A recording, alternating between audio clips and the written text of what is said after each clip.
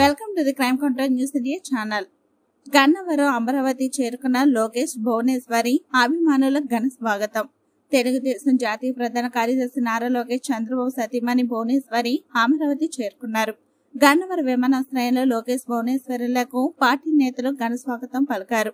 గన్నవరం అభ్యర్థి యార్లగడ్డ వెంకట్రావు, పెద్ద కొరపాడు అభ్యర్థి భాష్యం ప్రవీణ్ తదితరులు పుష్పగుచ్చం అందించి ఆహ్వానించారు. గన్నవరం విమానాశ్రయం నుంచి లోకేష్ భువనేశ్వర్ కుటుంబ సభ్యులు ఉండవల్లిలోని తమ నివాసానికి బయలుదేరి వెళ్లారు.